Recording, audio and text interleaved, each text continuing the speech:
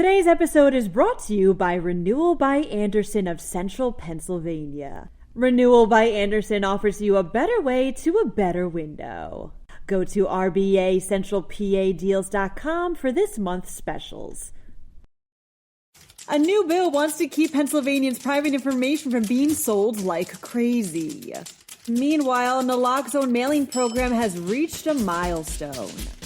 The southern part of the state is being scanned from the skies, and Pennsylvanians are obsessed with live music. I'm Claudia Dimuro, and you're listening to Today in PA. Senators Lisa Boscola and Maria Collette are looking to file a new bill on data privacy, reports the Reading Eagle.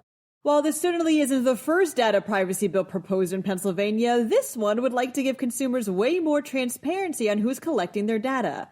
The bill would also allow for people to know what type of data was collected and who's buying it, and give them the ability to stop those sales. The Boscola-Collette bill is expected to be similar to one recently filed by Representative Ed Nielsen, who stated, quote, "These people who buy and sell our information are not regulated. They are selling our stuff like crazy." Further information regarding this bill remains pending. A new program that mails naloxone, a medication used to reverse overdoses, has reached a milestone, reports Y. Together with Next Distro, a company which also helps to mail naloxone in other states such as New York, over 10,000 doses of the medicine have been sent out all over Pennsylvania, something which is being credited with helping to reduce fatal overdoses across the state. Naloxone works by quickly restoring breathing to someone overdosing from opioids.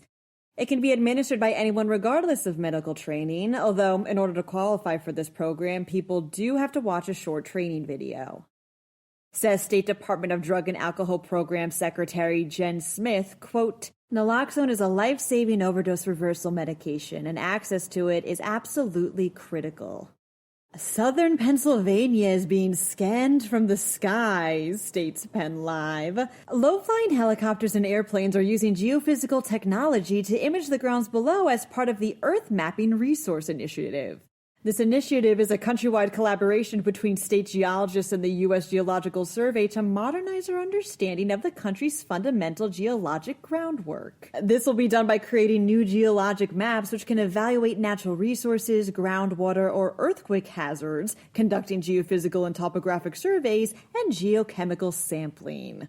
This is the first time in almost 50 years that such a high-resolution survey has been flown in this area. "There's nothing quite like going to a live concert," says PennLive.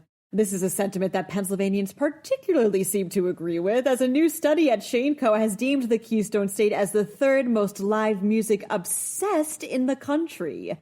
The study analyzed Google Trend data against search terms related to festivals and artists happening this summer in order to see which was the most popular in each state. They also calculated search interest for individual musicians and groups to see each state's favorite artist. For Pennsylvania, that would be the Eagles. Reads the study, quote, "This may be the only time a Steelers fan will say they like the Eagles." That was a good one. The second most live music obsessed state, by the way, was Nevada. Number one was California. And that wraps up Today in PA's 800th episode. Woohoo! Thanks you guys for waking up and listening to us every week. You're what keeps this podcast up and running. I'm Claudia Dimuro. Thanks for sticking with us, and here's to 800 more episodes of Today in PA. Today's episode is brought to you by Renewal by Andersen of Central Pennsylvania. Renewal by Andersen offers you a better way to a better window. Go to rbacentralpadeals.com for this month's specials.